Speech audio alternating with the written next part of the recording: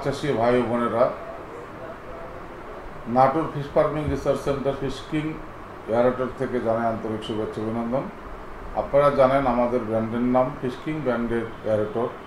আমাদের এই ফিশকিং ব্র্যান্ডের এয়ারেটরগুলো ফিশকিংয়ের লোগো যে ছবি, সেই ছবিতে মাছের একটি বাঁকানো চেহারা দিয়ে একটি স্টিকার থাকবে, সেখানে মোটরের ডিটেলিংগুলো লেখা থাকবে, কয় হর্স, কত পাওয়ার, কি বিষয়, এগুলো লেখা থাকবে, অ্যাম্পিয়ার ট্যাম্পিয়ার সহ। আর আমাদের আজকের ভিডিওর টপিক হলো মাছকে কিভাবে দ্রুত বর্ধন করা যায়। যেমন আজকে আমি ভিডিও করতেছি অক্টোবরের আজকে মাসের শেষের দিকে। এই অক্টোবরের পর থেকে আমাদের বাংলাদেশে চলে আসবে শীতকাল। এই শীতকালে আমাদের বাঙালি ভাইদের মধ্যে একটা সবসময় চিন্তা কাজ করে যে শীতকালে মাছ বাড়ে না, মাছ বড় হয় না। এটা ভুল চিন্তা। আমরা যদি পশ্চিমা বিশ্বের দিকে তাকাই, আমাদের এশিয়াতেও অনেক দেশে অনেক সময়তে তাপমাত্রা, গ্রীষ্মকালেও তাপমাত্রা অনেক কম থাকে, শীতকালে তো আরও কম থাকে। আমাদের বাংলাদেশেই তাপমাত্রাটা আরও ভালো থাকে শীতকালে তুলনামূলকভাবে তাদের চেয়ে। তো আমাদের পুকুরে আমরা যে কম্পোজিট চাষগুলো করছি বর্তমান সময়ে, প্রত্যেকটা স্তর অনুযায়ী আমরা যে মাছগুলো ছাড়ছি, যেমন আমরা পাবদা করছি, ট্যাংরা করছি, শিং, মাগুর সহ আমরা রুই, কাতল, মৃগেল, সাথে আমরা silver cup, brigade, mirror cup, আমরা কালীবাউস দিয়ে আমরা যে কম্পোজিট চাষটা শুরু করছি, এই কম্পোজিট চাষে আমাদেরকে এয়ারেটরের কোনো বিকল্প নেই। কারণ এয়ারেটরের মধ্যে দিয়ে পুকুরে আমাদেরকে এয়ারেশন করতে হবে, এবং এয়ারেশনে একমাত্র মাধ্যম হলো পানির স্বাস্থ্যটাকে কন্টিনিউয়াস টাইম ঠিক রাখা। এবং পানির স্বাস্থ্যটাকে আমরা যত সুন্দর স্মুথ রাখতে পারবো, আমরা তত মাছের স্বাস্থ্যকে সুন্দরভাবে রাখতে পারবো। মাছ তত তার আবাসনে সুন্দরভাবে খেয়ে পরে বড় হওয়ার যে স্বাচ্ছন্দ্য বোধ করা, সেইটা করবে। মাছ যত আরামদায়কভাবে আমাদের এই আবাসনে, তার পুকুরের পানির আবাসনে তারা থাকতে পারবে, তত দ্রুত বেড়ে উঠবে। এবং আমাদের পুকুরে যে খাবারগুলো তৈরি হচ্ছে, প্রাণীকণা, উদ্ভিদকণা, যেটা ফাইটোপ্ল্যাঙ্কটন, জুপ্ল্যাঙ্কটন, সেইটাকে আমরা আরও উত্তরোত্তর এয়ারেশনের মধ্যে দিয়ে সালোকসংশ্লেষণে আমরা বাড়াতে পারবো। এবং প্রতিনিয়ত আমাদের নষ্ট খাবারগুলো, যেগুলো পুকুরের পানির তলদেশে যে ডিকম্পোস্ট হচ্ছে, সেটাকে আমরা ডিনাইট্রিফিকেশন করতে পারবো। এবং আমাদের পুকুরের পানির যে খাবারটা, যতই নষ্ট খাবারগুলো ডিনাইট্রিফিকেশনের মধ্যে দিয়ে খাদ্যে রূপান্তর হবে, তত আমাদের পুকুরে এডিশনাল খাবারের পরিমাণ কম লাগবে। আর এডিশনাল খাবার হিসেবে আপনারা অনেকে আমার কাছে প্রশ্ন করে থাকেন যে এডিশনাল খাবারগুলো আমরা কিভাবে দিব এবং আমরা কি ধরনের খাবার দিব।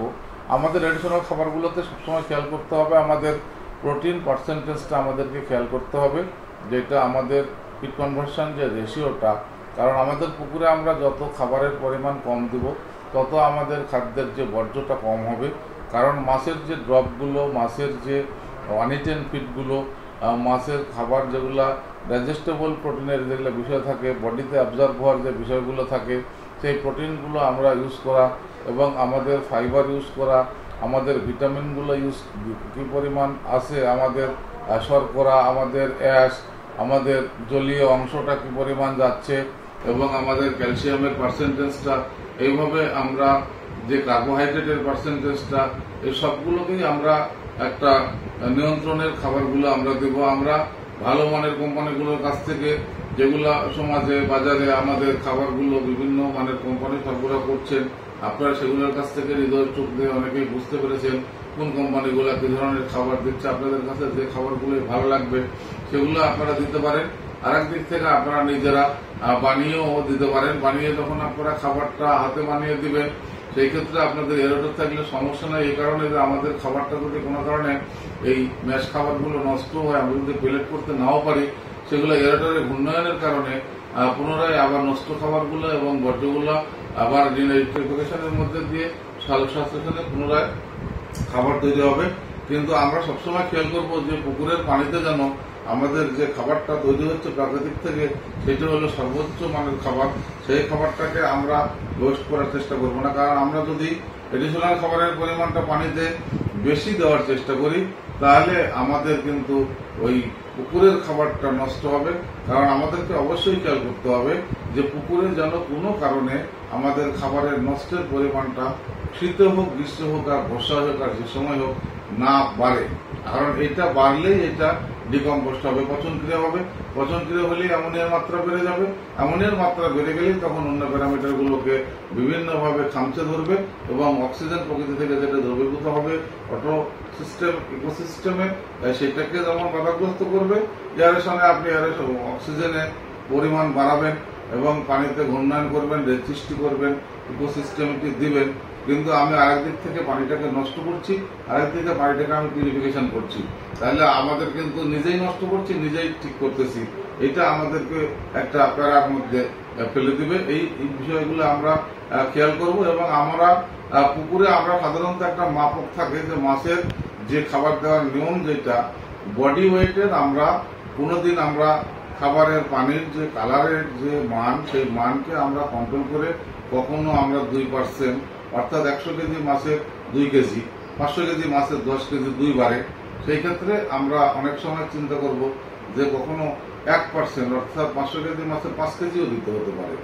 আবার 15 কেজিও আমাদেরকে 3 দিন চালায় যেতে হতে পারে।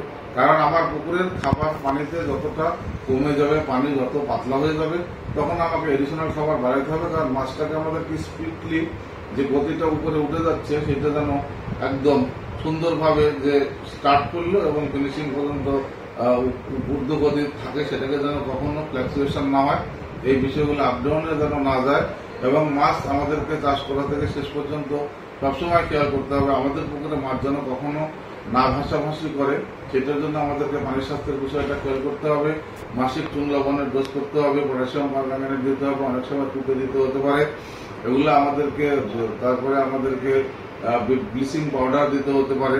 এগুলো অনেক ট্রিটমেন্ট আছে, সেগুলো আমাদেরকে পরিচর্যার একটা অংশ হিসেবে কাজ করতে হবে। এবং আগামী মাছ চাষের জন্য এরাটর কিনবেন, বাজারে এখন ছয়লাভ হয়ে গেছে যে এরাটর গুলোর বিষয় নিয়ে যে রেট কম্পিটিশন হচ্ছে এখন। কারণ আমি যে স্বপ্ন নিয়ে মেশিনগুলো শুরুর দিক থেকে আমদানি করেছিলাম, সেগুলো ছিল আমাদের আগে মানের কম্পিটিশন, আমাদের দামের কম্পিটিশন না। তো প্রত্যাশা রাখি আগামী মাছ চাষের দিনেরা এরাটর কিনতে চান এবং যে কোনো কম্পোজিট চাষে অল্প খাবারে অধিক ঘনত্বে মাছ চাষ করতে চান, তাদের প্রতি আমার আবেদন থাকবে যে যেখান থেকে যারাই যে মেশিন কিনছেন, 1000 টাকা কম বেশির মধ্যে দিয়ে আমাদের কাছ থেকে একটা কিনবেন। এবং কেনার পরে আপনারা বুঝতে পারবেন যে আমাদের মেশিনের অবশ্যই গুণগত মানের মধ্যে অনেক তারতম্য আছে। এবং আগামী মাছ চাষে আপনারা সবাই সুস্থ এবং সুন্দরভাবে করবেন, এটা আমার প্রত্যাশা। কারণ আমি স্বপ্ন থেকে বাংলাদেশের প্রত্যেকটি চাষি সফল হোক। কারণ মাছ চাষ অনেক ব্যয়বহুল এবং অনেক স্বপ্ন এবং অনেক পরিশ্রম এবং অনেক রাত জাগা দিন জাগা অনেক টেনশনের মধ্যে দিয়ে কিন্তু এই পেশাভিত্তিক বিষয়গুলো সব আমরা পূরণ করি এবং অর্থনৈতিক আমাদের উন্নয়নের চিন্তায় আমরা এই পেশাতে এসেছি এবং আমরা ইনশাআল্লাহ করে যাব। আগামীর মাছ চাষে সকলের সুস্বাস্থ্য, দীর্ঘায়ু, সফলতা কামনা করে বিদায় নিচ্ছি। দেখা হবে নতুন কোনো ভিডিওতে। ভালো থাকবেন সবাই। আসসালামু আলাইকুম রহমতুল্লাহি ওয়া বারাকাতুহু।